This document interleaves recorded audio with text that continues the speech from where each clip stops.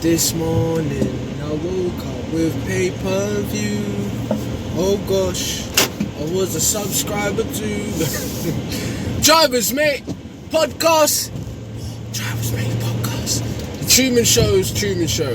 Why do we call it that? Because basically what would happen if the Truman Show was filming, which it is, but Truman realised it was filming and decided, actually, I'm going to make my own show within the Truman Show, and now everybody that's watching the Truman Show inadvertently, creeps that they are, will be watching my show inside of the Truman Show, which is the Truman Show's Truman Show. Now that is this show, or podcast. Are we a podcast? Are we a show? I don't know, man. Things are slowly backsliding out of hand, right? So, why was I singing that silly spoof, right? Poor Bob Marley, man. Anyways, yeah. So, like, I love spoofs, right? I love fucking about with songs, right? And manipulating the words, inserting other words, right, just to make it funny, right? And it's not just a me phenomenon. It might just be something I do because I'm weird and when I'm alone, right? I just sing popular songs but change the words just to make it funny to me, right? Maybe I'm just weird like that, but I also believe that spoofing is very much so entrenched in our British culture, right? With like just how we grew up, right? You'd have people that would like sing Spice Girl songs and just turn all the lyrics really rude and just disrespectful as a kid, like 50 Cent songs, all kinds of things. And funnily enough, one of those songs had a thing with 50p, right? We're not gonna get into that, right? If any of you not remember any of those funny kind of spoof songs we sang as kids, right? Put them in the comments and remind me, right? Maybe we'll sing one in the next episode, right? But yeah.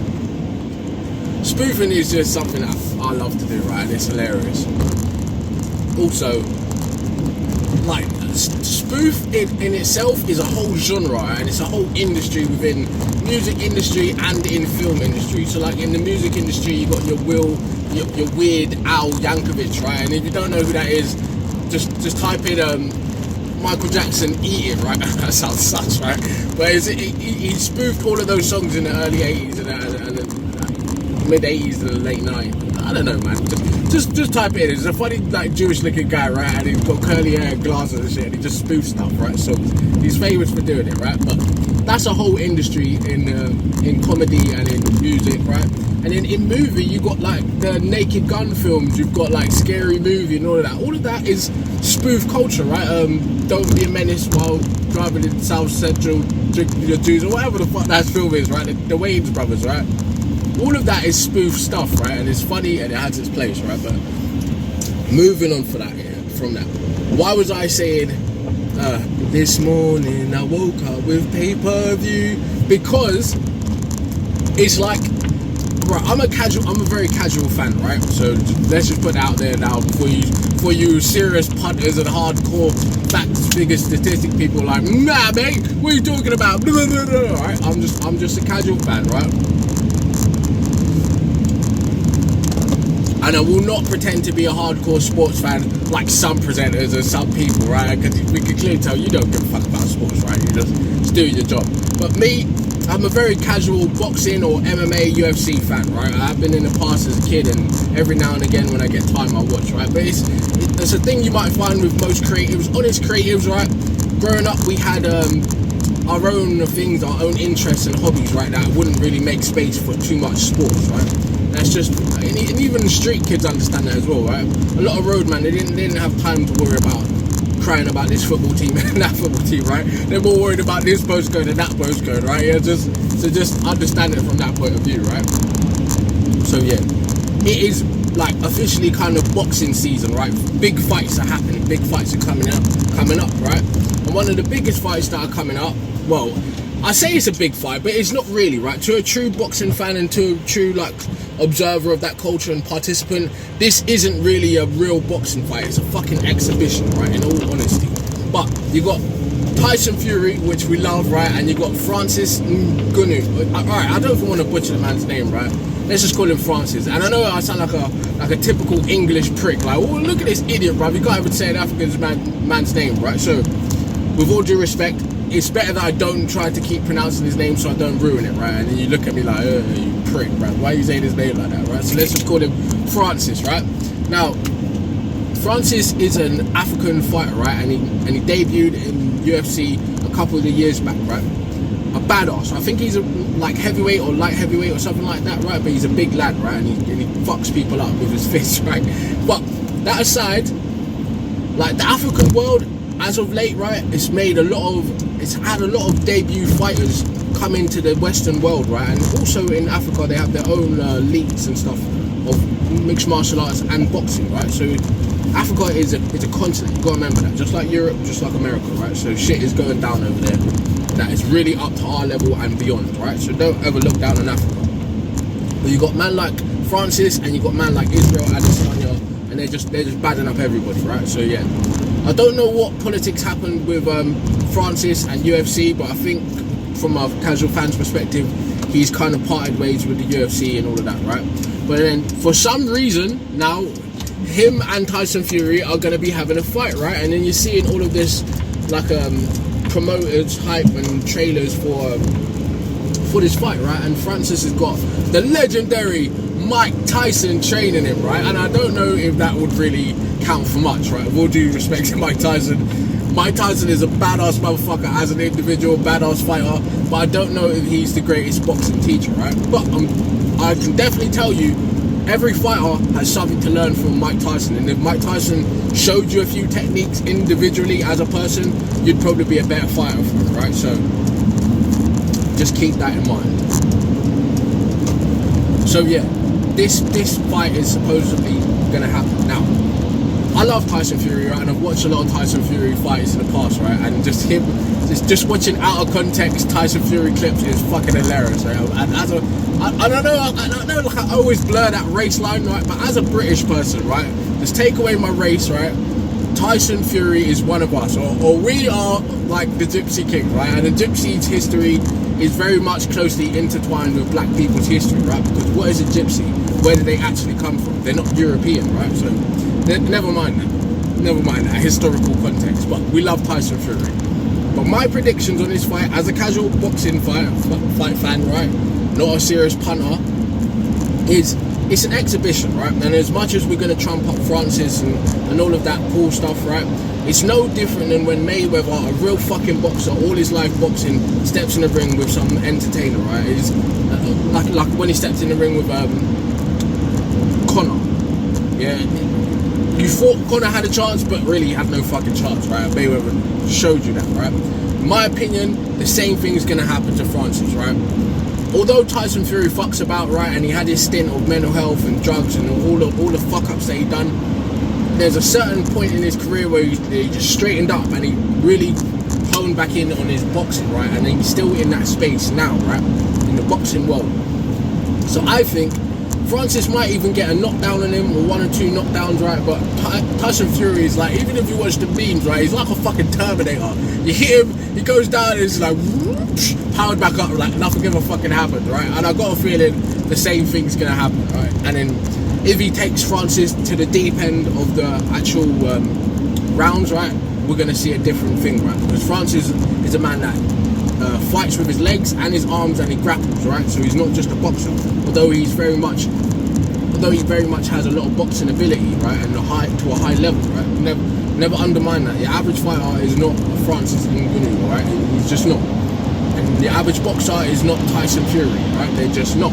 Okay, so with all that said, I think Tyson Fury is gonna win, right? And I like Francis, and I get it, and I understand it, why we would big him up as black people as well, right? And as UFC fans and all of that politics, yeah. But if I'm being honest, in my opinion, I feel that Tyson Fury is just going to bad him up because it's really just an exhibition fight, right? But the truth of the matter is this: the only fight we want to see from Tyson Fury is fucking Joshua, bro. Yeah, Anthony Joshua is the only fight we want to see from Tyson Fury, right? And from Joshua, right? We were annoyed that Joshua fought Ruiz. We were annoyed that fucking Joshua fought Usyk, right? And that's a whole other thing, right? And like, you know what I mean? And over here in England, it's different, right? And as a casual fan, like I've just stated, right, I'm not deep in it, but to me, right, our most popular, like there's and I'm being biased, right? And there's 4 main popular heavyweight fighters in England, right? And there have been for the last couple of years, right? I would say it's Tyson Fury, Anthony Joshua, Dillian White, and Derek Chisora, right? They are kind of top guys, right? And they all fuck around fighting each other at different points in time, and all of that nonsense, right? But like I said, I'm a casual fighting fan. I'm not serious about it like that. But yeah, there are guys, right? So of course, at the same time, as a country, like if it was Olympic boxing, like how we know Joshua from, we wouldn't want our team to be fighting against each other, right? We want our team to go over to America and just fuck up all the Americans, right? In all honesty, right? If Americans were to right now, like, but you get it, right? See what Tyson Fury does when he steps out. You see what Anthony Joshua does when he steps out, right? Now, and a secondary fight that we'd like to see maybe is Joshua and Wilder, but that's neither here nor there, right? But the Ruiz thing was upsetting, right? If that's his name, right? And the Usyk thing was upsetting, right? Because, like I said, there's that popularity thing with these four people, right? Usyk is not in that, right? Ruiz is not in that, but they are legitimate boxers, and you can't take anything away from their skill, right? What they actually do in boxing. But at the same time, you don't want to see fucking Joshua losing to Usyk, because like, who the fuck is Usyk, bruv? Why are you fighting Usyk? I want to see you fight Tyson Fury, right? I don't care who wins or loses in a Tyson Fury Joshua fight. It's just the fact that we love these two people as individuals, and we want to see that clash of the titans, right? That real big British boxing fight, right? That everyone wants to see, right? And of course, like I said, I'm casual, so the heavyweights are always going to be more popular than your middleweights, your lightweights, your bantamweights, and all of the people in between, right?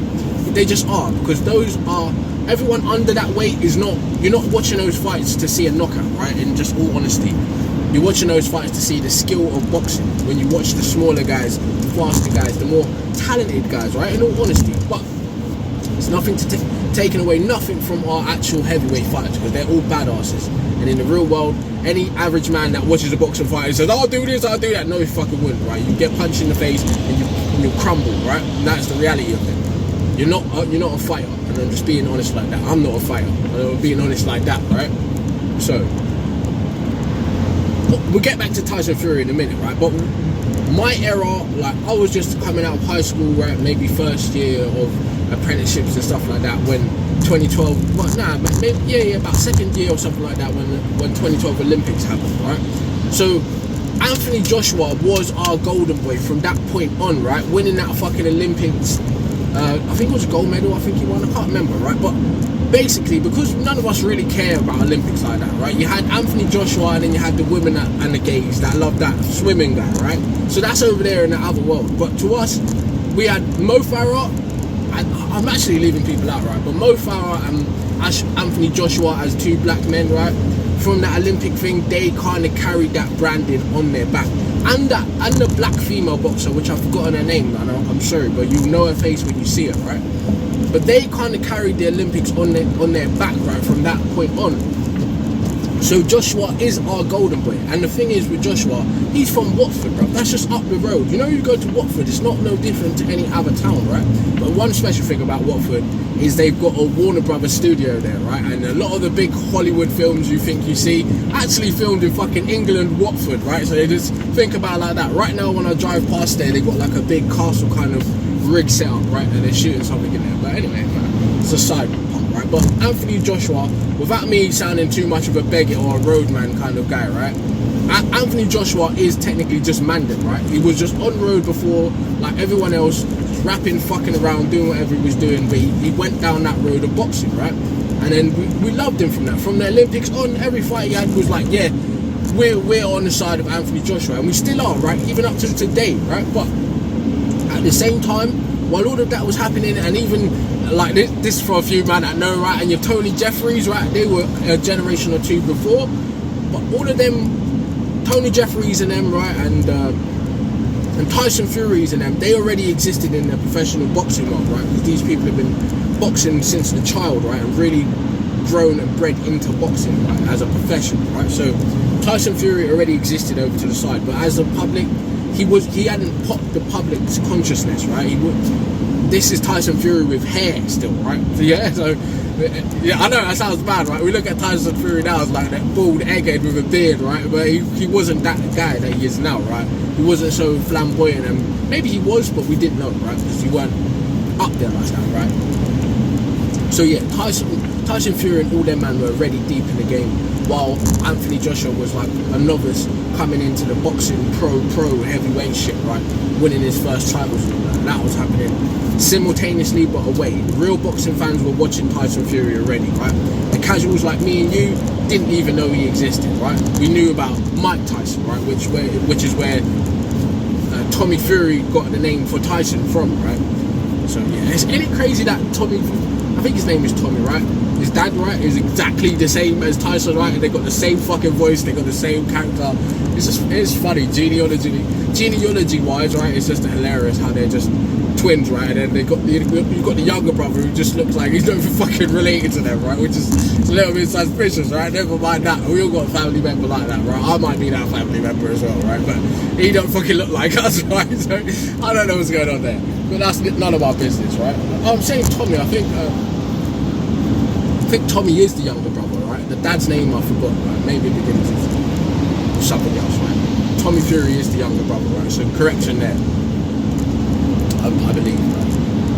Anyway, I forgot his dad's name, right? His dad's fucking funny as well, right? Recently with all the KSI shit and all that, his dad's funny, right? But Tyson Fury, we love fucking Tyson Fury, right? Like I said, if you watch out of context Tyson Fury clips, like just on your Instagram feed and your Twitter feed, like I follow these pages because they're funny, right? But he is a fucking character, right? And like there's one of these clips out that anytime something funny happens in my personal life, right, in my mind I just replay that when he's like, yeah, you silly boy, yeah. I always fucking do that, right? And it's neither here nor there, but it's fucking hilarious to me for my own reasons, right? But with that said, right, I would love to see, and I've said this before, but I don't know if I said it publicly, right, on a podcast, but I would really love to see Tyson Fury be put in movies, right, and not movies like Jason Statham, right? Of course he could do all of that shit as well, right, but I would love to see Tyson Fury's character be pushed into films like rom-coms, right? I know that sounds a bit corny and cheesy, right,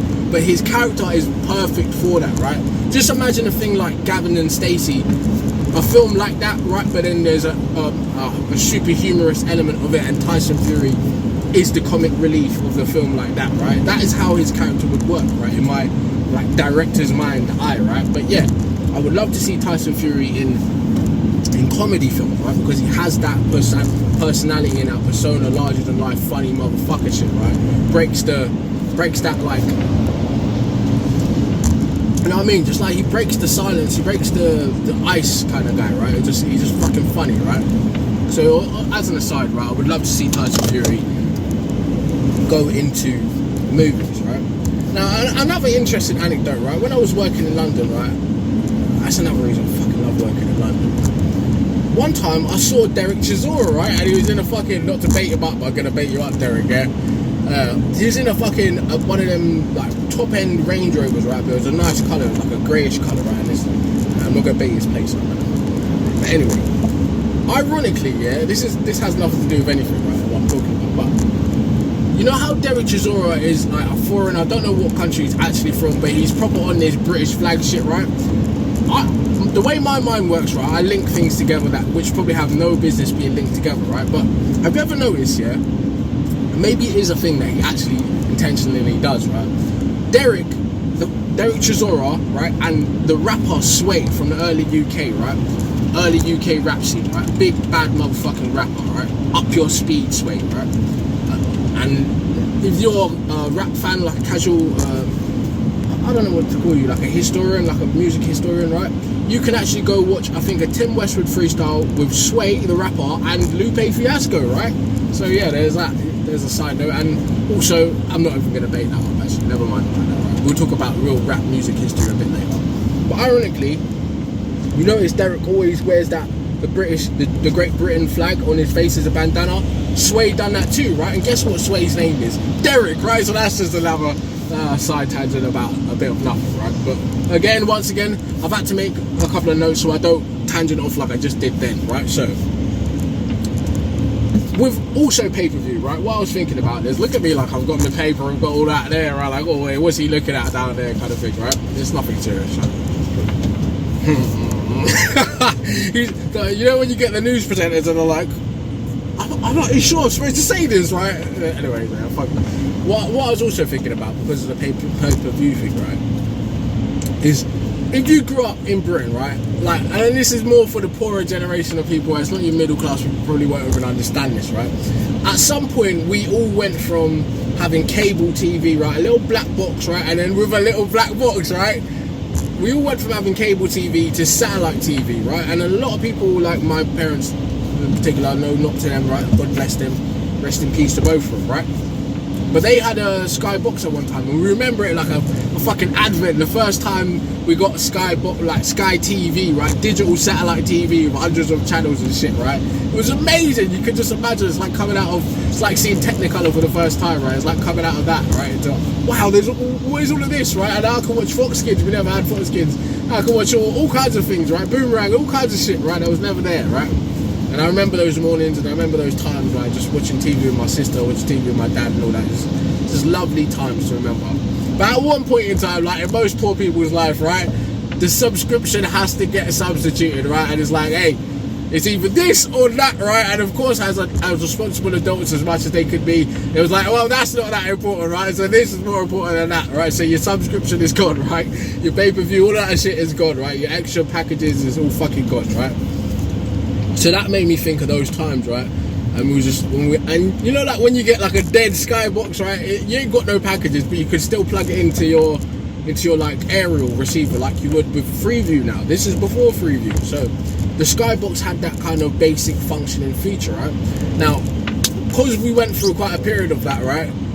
That basic package, right, made you actually discover channels and things that the general public wouldn't be watching, because they got all the channels, right? They can do whatever the fuck they want. So that would be your times where you're watching more Channel U and all that, and the channel Pop, right? If you're from England, you fucking know about Pop. If you're a poor kid, that was, if you didn't have Cartoon Network, you didn't have Disney, none of that shit, you had Pop, right? It was gonna be there, right?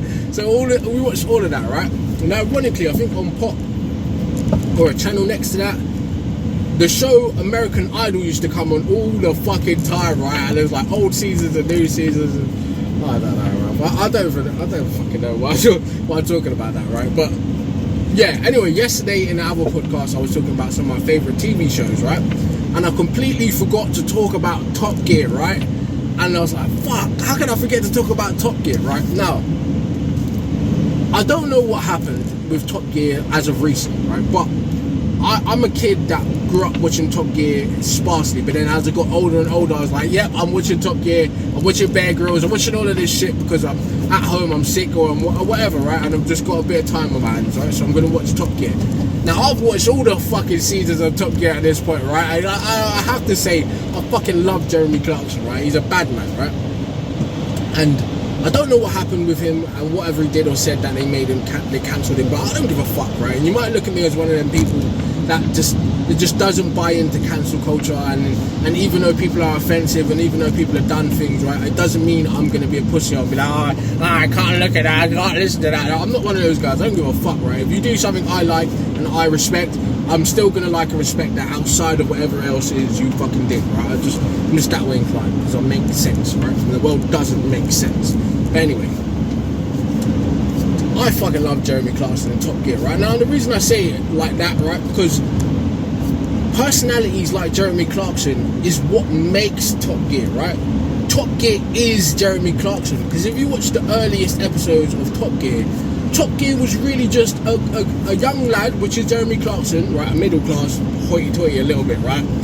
But a lover of cars, right, doing video essays like we have on YouTube now. That's really what he was doing, video essays and reviews.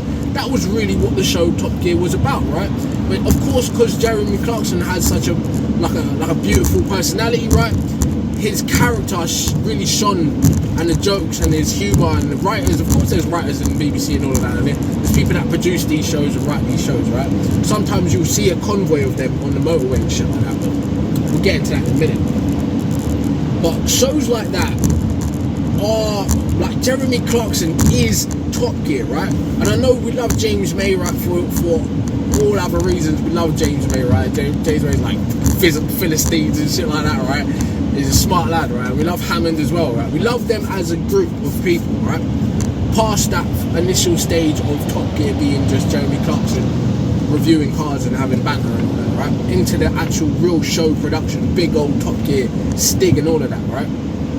In that era of Top Gear, the chemistry between James May, Hammond, and Jeremy Clarkson is like no other, right? And if you watch British TV, you understand what I'm saying. Although they might have racial connotations and all kinds of other politics that go under the radar, for entertainment value, it is brilliant, right? The documentary style things they do when they go abroad and they do Gran Turismo kind of things, and it's just good shit, brother. It's so well put together. I love it, right? I love the original Top Gear. Now, at some point, maybe in 2019 or a bit later, right, I was watching the TV and I thought, yeah, Top Gear's on, right? And I turned it on, and there's some 3 other guys there. I'm like, what the fuck is this? I'm not watching this shit, right? And all due respect to those guys, no disrespect to you, right? But I may as well have been watching fucking 6 Gear on fucking Channel 5 or some shit like that, right? I don't even know what that is, right? But it was like, no, like some people, right, you cannot fill their shoes, right? Because when a Jeremy Clarkson leaves a Top Gear leaves BBC, right? Without the name, and you know what else is interesting, right? You know the intro of Top Gear, right? Someone I went to music college with, right? His dad wrote that song, right? That's a funny fact, right? His dad wrote that whole song, right? Anyways, side note, right? You see, the world is so interconnected in weird ways that you wouldn't even believe me if I told you, right? So, never mind that. But a character like Jeremy Clarkson, not to disparage James May and Hammond, right? Because they both have their own shows and their own other things where they are the top dog in that, right? But they are the accompanying cast to Jeremy Clarkson, in all honesty, right? The narratives, even though they all have their own segments in the show, which is wonderful and also makes the show what it is, you can't replace any of them 3, really, right? Because even if they had got rid of Jeremy Clarkson and James May and Hammond stayed, right, it wouldn't have worked, right? Who the fuck is going to fill that position of Jeremy Clarkson, right? His attitude, the way he reads and narrates things, the jokes, the way he interacts with the interviewees and shit like that, you can't replace that, right? So when I did watch the new episodes, yes, the production value was super high, right? And it was like, yeah, it is real good quality actual production, right? But the chemistry is not there, right? The storytelling part of it, and of course you have that like attachment to Jeremy Clarkson because you grew up watching this show. So it's like whoever they put there, they ain't gonna have the time to build a rapport with us to be like, yeah, actually, I can respect this guy, because really and truly, no matter how successful the guys are, right? Yeah, that was another thing. The guy from fucking Friends was there. It's like, what the fuck? Who gives a fuck about Joey from Friends, right? With all due respect, right? I know I'm being very like probably disrespectful to that, but if you ask a normal British person the same thing, they'll be like, what the I was about to say, what the fuck does Joey know, right? But obviously he does know his shit, but it's like, I can't watch this, bro, because what the fuck is this now, right? This is a mess. So with that, right, I was kind of saying there, oh no, I've got to look at my nose again. She's got a nose, yeah, but I was saying, you can't replace the Jeremy Clarksons of the world, right? People that have an idea, maybe he didn't write the show and have the idea, but people that personify that idea, that show, that time in life. For instance, right, you have your Jeremy Clarksons, right, and then you have your Aunt Vivians, right? With all due respect, if you know what I'm talking about, you know what I'm talking about, right?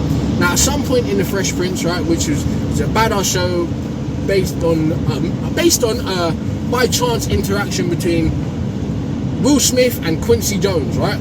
Yeah, big old Quincy Jones, Michael Jackson's place, right, and producers and shakers and movers behind the scene. That came to be because of that interaction with Will Smith and Quincy Jones giving Will Smith the opportunity to show his talent, right? But that came to be because of that, and Fresh Prince became big for its own reasons, and the Fresh Prince allowed Will Smith to be Will Smith, right? So, but with that, you get your Will Smiths and you get your Jeremy Clarksons, which make the show what it is, right? Because they're the main character, but they're 2 different types of shows, right? But one point in the Fresh Prince seasons, right, they swapped out Aunt Viv, which is Will Smith's auntie in the show, right? And they swapped out for a dark-skinned lady to a light-skinned lady, if I remember correctly, right? But of course, us as the real watchers of the show, and they did it in My Wife and Kids as well with Claire, right? And it was just like, what the fuck have you done, right? It's like, imagine in My Wife and Kids, they swapped out Junior for someone else. You'd have been like, huh? What the fuck is this, right? Junior's character is Junior because the way Junior looks, the way Junior acts, right? With Vivian and Claire was kind of like that too, but with Vivian, it's not the same thing because they didn't write her part as important in the whole show. But you can swap out a Vivian and it will get some gripe, but the show still works without that actor, with all due respect. But a show like Top Gear would never fucking work without Jeremy Clarkson, Hammond, and fucking James May, right? For the reasons I've just said, right? And with that said, you notice, like, we spoke about this as well in the Lemon Juicy and the Cup of Joe thing, where some people come from this arrogant position of, hey, you need to stay in your lane, right? Who are you to transition from this thing to the other thing? Who are you to think you can bring an idea into fruition or a business into fruition? You have these people with very simple-minded, foolish, ignorant people that don't understand how the world really works, right? But with that in mind, right, and ironically, as you're watching me drive, people will be like, stay in your lane. But if you're a driver's driver, you all know what I'm about to say, right? When you're on the motorway, sometimes you usually have a pattern of driving, right? A driving habit. When you merge onto the motorway, you either go straight to the bloody fast lane if you're on your way to work, or you're doing whatever you're doing, or you just stay in one of the other 2 lanes or 3 lanes, like this one. Yeah? But the thing is, you will notice in the early mornings, right, on the rush hours of the motorway, if you stay in your lane, right, you will notice your lane don't fucking move sometimes, right? And that lane's moving, and that lane's moving, right? But your lane doesn't move. Now, in life, you would be a fool to stay in this lane which has got limited vehicles that can't go past 50, and then other drivers that are scared to be on the motorway, and all other stupid shit that's happening in front of you, the smart motorway and all of that shit is happening ahead of you in this lane. But it's not happening in that lane. That lane's clear, and that lane's clear, and that lane's clear. But your lane that you're supposedly supposed to stay in is not moving, right? Now, you would be an absolute fool if you abide by that silly principle. Just like when people say no new friends, right? Don't be an idiot. Although I'm kind of like that, don't be an idiot, right? You need to interact with more people in life, right? Meet new people. Otherwise, you'll be a stagnant fool, stuck in wherever it is you've come from in life, and in that little village or in that little estate, in that little town for the rest of your fucking existence. And to me, that is shit, right? I don't want that, right? So me personally, I'm a Renaissance man. With all due respect to I was about to say forget the fella's name, right, from the Harlem Renaissance period, right? I forget the guy's name. He's a poet and actor, right? But with all due respect to the real Renaissance people, me, I'm on that path as well in life, right? And from the early centuries Renaissance to the later, what we call like Harlem Renaissance, and your Jean Michels and your the Campbell Soup guy and all of those people as well, right? From then on as well, I'm on that trajectory too, right? And in life, I've studied over here, I've studied over there, and I take skills from here and I put it here, and I take things from there and I put it there, right? That is the path I'm on, right? Now, me personally in life, I'm never going to let anyone tell me that I have to stay in one lane, right? Just like no one can tell Francis Ngannou, right, that he has to stay fighting mixed martial arts. He could actually become a real boxer if he wants to, right? Because it's his life, right? It's his fucking choices, right? And if the UFC lane isn't moving for you, you can go, all right, I'll give you another example, right? I loved fucking wrestling, right? As a kid, everyone did, right? But I grew up when it was WWF, right? World Wrestling Federation, not WWE. That was later in time, right? SmackDown already existed, Raw already existed, NWO already existed, or whatever the other things over there existed, right? Because we had these, we didn't really watch these shows, right? Your T and whatever that is, right? We just had the games of them, right? As kids, you had the games. You're like, oh, that's Hulk Hogan and Randy Savage and all these people, right? Fucking bad man, right? Randy Savage is so much jokes, right? Macho man, right? Yeah, listen, see? Yeah, I love Randy Savage, right? Just for the way he acts, right? But I grew up watching wrestling, right? And in that era. Now, to me, right, I would say to you like this, the same kind of thing I said, even though this is not true, I'm just going to give you an example, right? The wrestling of my era, right? WWF, the late 90s to the early 2000s, would not, of course, WWE and WWF wouldn't exist without Mick McMahon, anyway, Vince McMahon and all that man there, yeah, it wouldn't exist because it's his brainchild, right, it's his baby. But at the same time, for me, the era of wrestling declined once The Rock left, Stone Cold left, Undertaker left, John Cena left. All of these people left and they transitioned into other things, right? And I'm just using them as an example. But if The Rock never stopped being The Rock and started being Dwayne The Rock Johnson, where would he be, right? Do you see the problem with that stay in your lane bullshit? It's not real. It's a false narrative. For some instances, it makes sense, right? If you're an economist and you're dealing with maths and money and things like that, it doesn't really make sense for you to start drawing unless you're really good at it and it's your true passion, right? But in a sense, where you get to a certain level, it doesn't make sense sometimes. But it's still well within your rights to do whatever you want to do, right? So don't listen to her.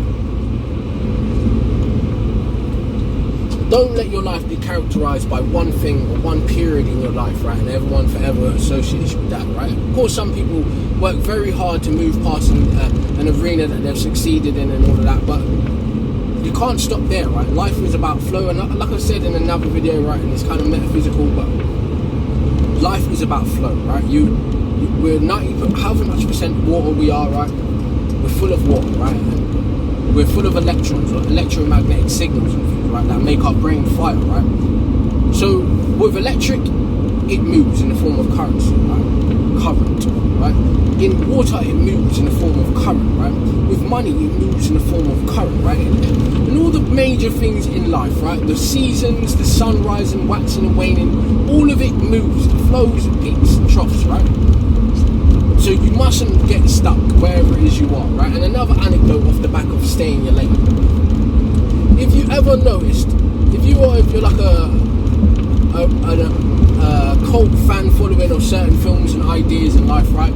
You understand the idea of the Matrix, right? Which we won't get too deep into today.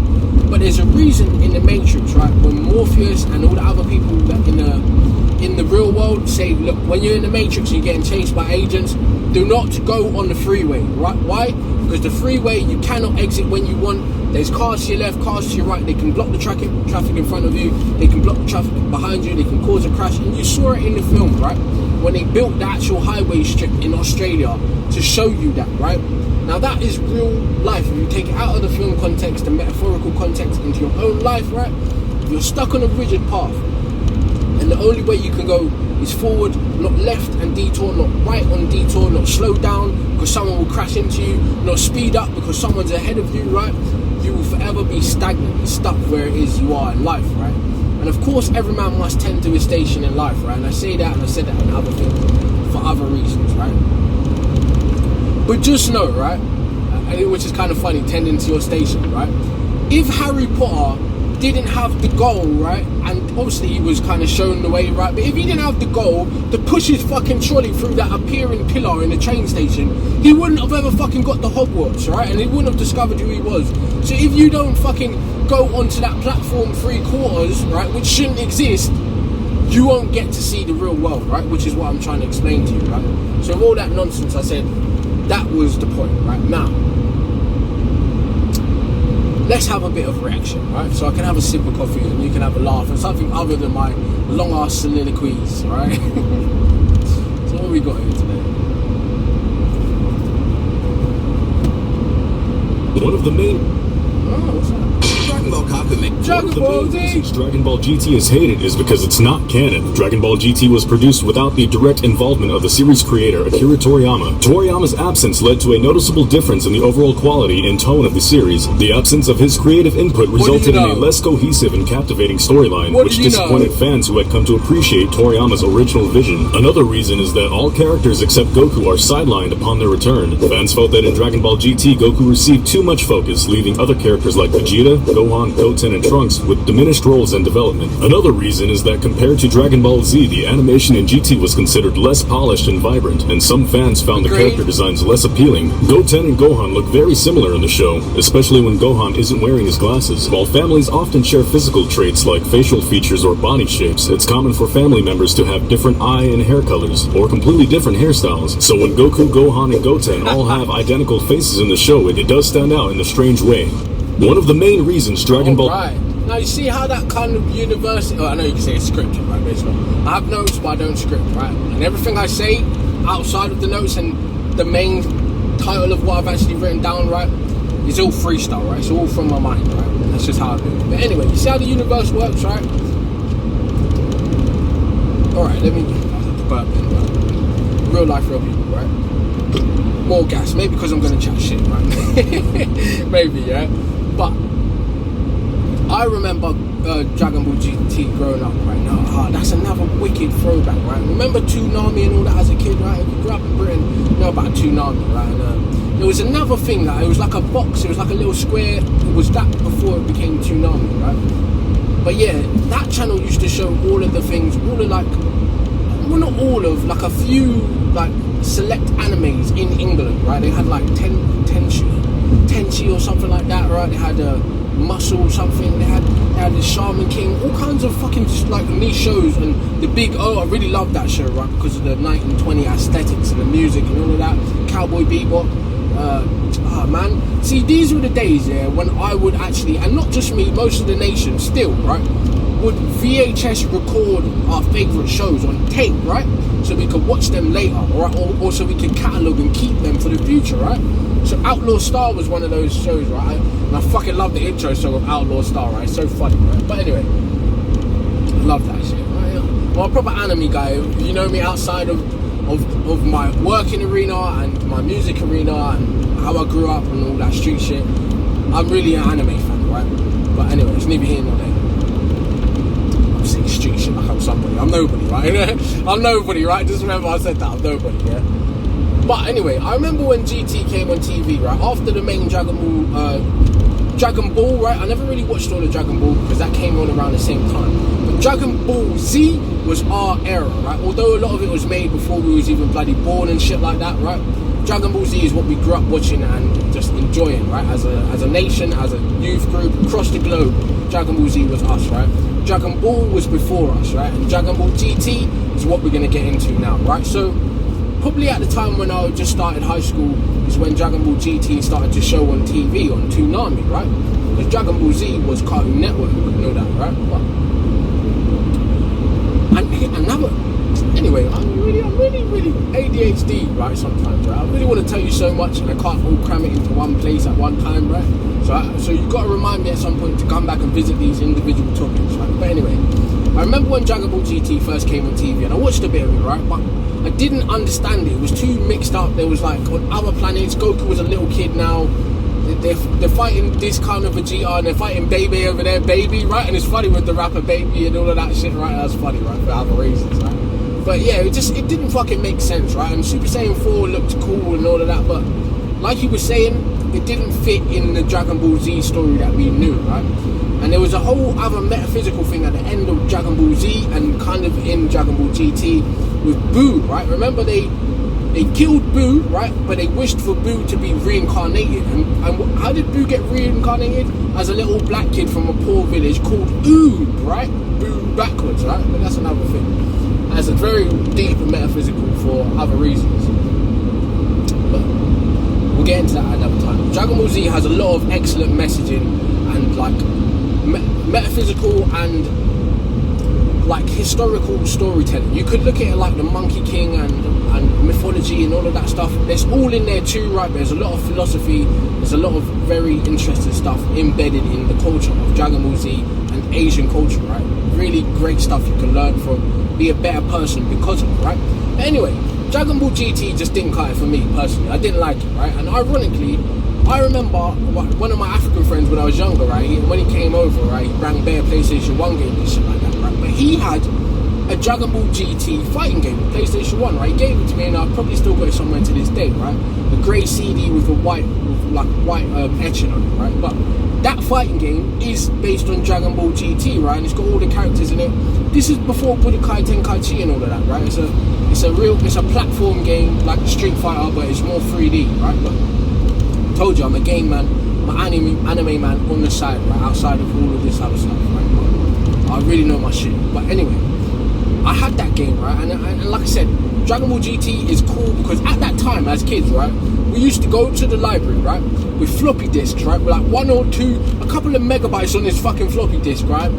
Go to the library because it was free internet and we could play mini clips games and all of this shit, right? And we put the floppy disk in, get the Dragon Ball Z pictures off of Google, because it's when Google just started, right? And we'd get them onto our floppy disk and we'd get them printed out, right? And we'd trace them and we'd redraw them, and we did all those things as kids, right? Creative kids, we did that. Most of us eventually learned how to draw the Dragon Ball Z archetype character without any tracing, right? And I could probably still draw some of them till today, right?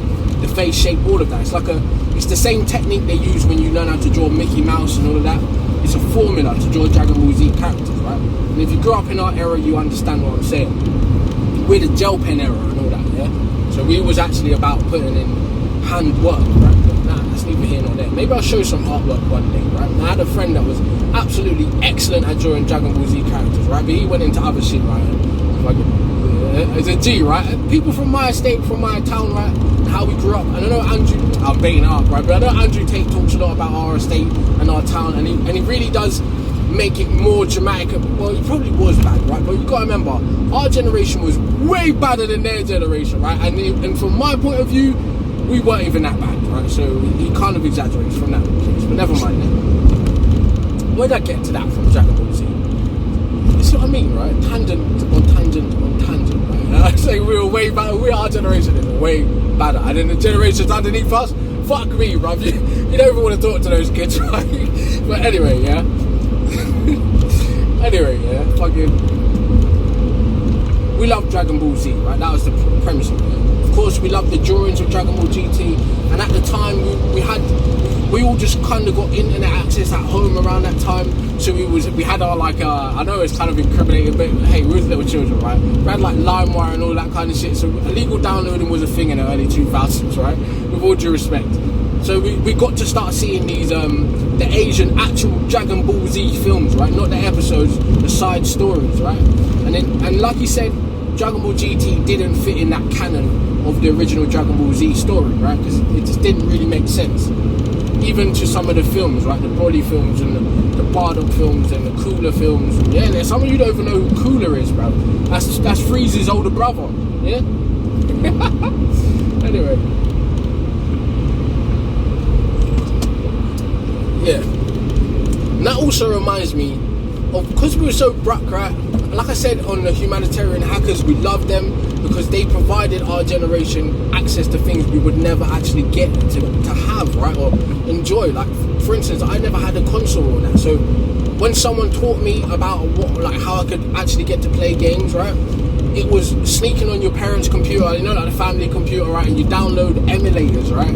So we had like Game Boy emulators, we had Nintendo 64 emulators, we had PlayStation 2 emulators, and we played these fucking games on the PC, right? So life was very much different then, right? It's a beautiful thing when you really think about it. And I'm just saying it like, I tell you that we come from poverty, but to an extent we did have certain things that were alright, but it was only a certain period in life after you came through most of the hard struggle, like, which from my opinion is hard, but from someone else, which I oblige, but like, nah mate, that's not hard, imagine this, right? And everyone's story is different. Like I always say, that there's an old story, if we all got in a circle and we all took off our problems and threw our problems down, and you picked up someone else's and they picked up yours, you would want your problems back, right? And that's just the most humble humility way of saying, hey, although I had a hard childhood to me, I acknowledge that someone else had it harder, right? There's always going to be someone else that has it harder, right? So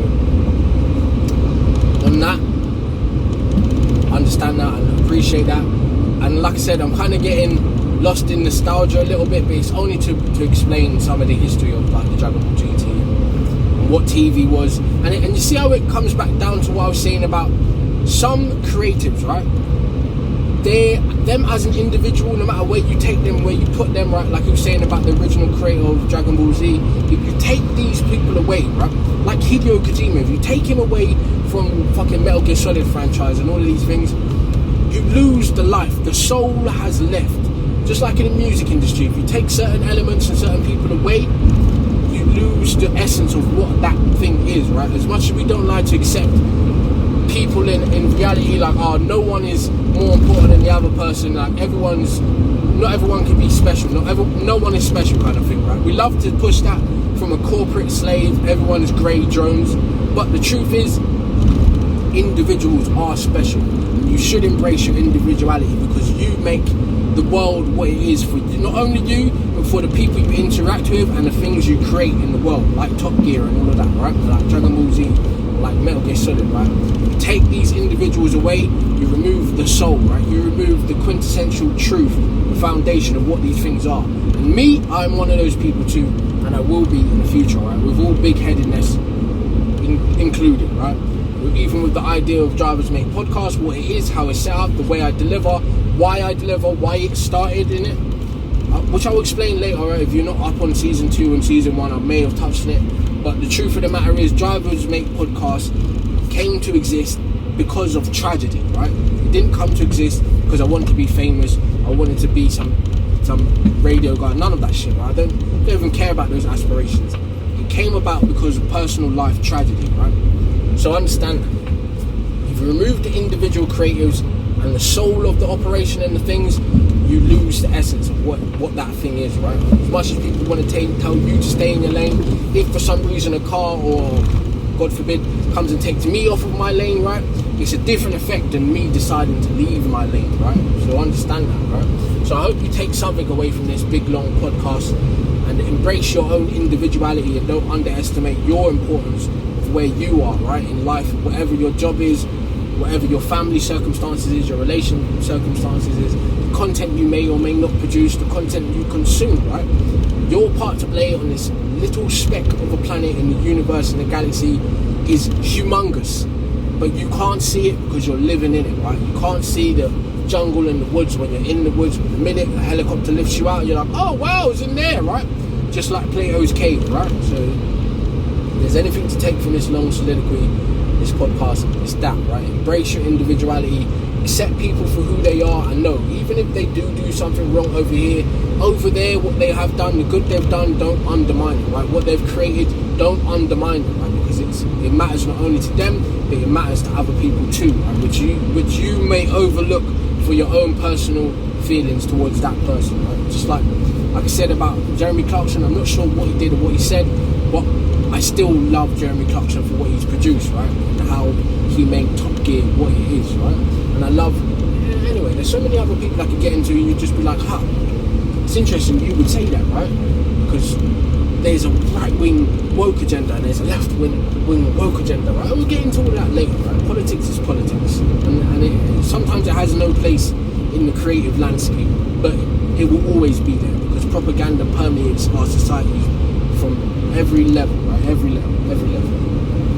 So yeah, I hope you like this episode, and like if it was your first time watching and you really made it all the way this way, big up yourself, right? And Drivers Make Podcast is different every single episode, so go back and check out the catalogue, right? Check out season 1 and 2, which is over on YouTube and Patreon, Drivers Make Podcast, right? Now on Instagram, Drivers Make Podcast.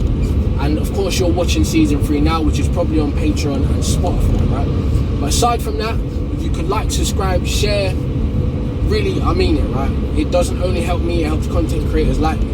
And it helps to keep freedom of speech free. Real people doing real things, saying real things, right? As much as I joke about the Truman Show ideology, right?